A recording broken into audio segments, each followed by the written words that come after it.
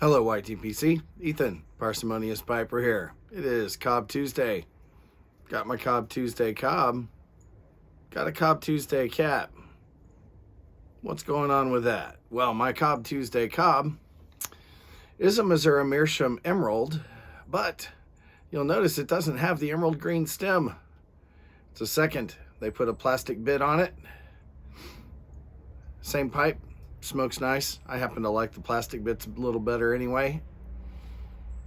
But in honor of the missing green stem, I figured, what do I see those guys from Ireland wearing a lot? Flat caps.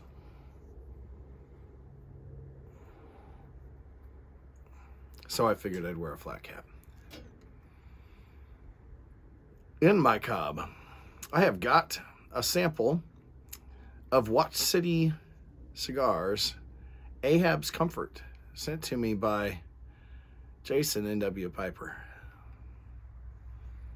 Now this is a Latakia Forward Blend, 60%, versus my Pirate Cake, one of my favorites, which is 70. But unlike Pirate Cake, which I think the rest of the other 30% is all burley in that, this has got some Red Virginia.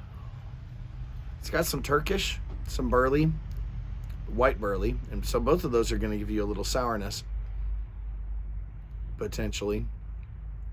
A little Perique.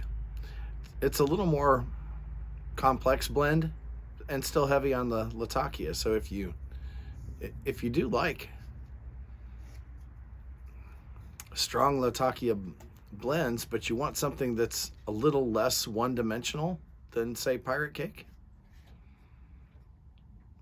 this might be one for you. It's pretty good. I'm gonna have to smoke some more of that to see if I'm gonna cellar this like I do Pirate Cake, but it is pretty good. Thank you, Jason. Speaking of Jason, this last month, he did a gall where he asked 3 questions, and that happened to coincide with the period of time when I was fighting a virus for a week and a half or so. So I did not make a VR. Thing is, I really like the questions. So Jason, we're gonna take a look at those questions now.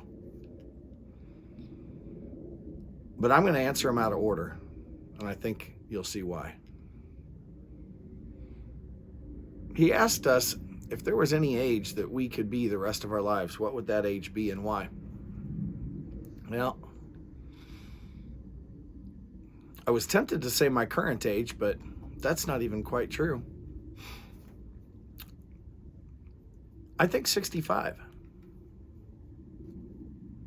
That's another 12 years off. Why? Well, I do expect to be retired by then. And I do expect to have another 12 years of life experience and wisdom by then. But I'll still be young enough and hopefully healthy enough to enjoy the rest of my retirement years. So I think 65. Odd choice, I know. But I wouldn't trade that wisdom that you get if you're paying attention to what happens around you and in your own life. Wouldn't trade that for youth and the strength maybe that comes with it. Not a bit. Part of that is linked then to the third question that he had asked, which was, what's the most profound revelation you've had about yourself?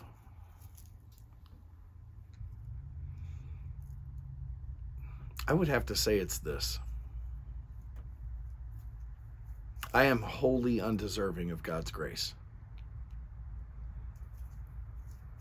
You say, oh, wow, that's not really much of a revelation. Well, for me it was. You see, so much of our lives are performance-based. And that's going to be true regardless of what economic system you live under, what political system you live under. A lot of the outcomes in your life are performance-based. Do you work hard? Keep your head down? Not make trouble? Chances are good you'll be successful.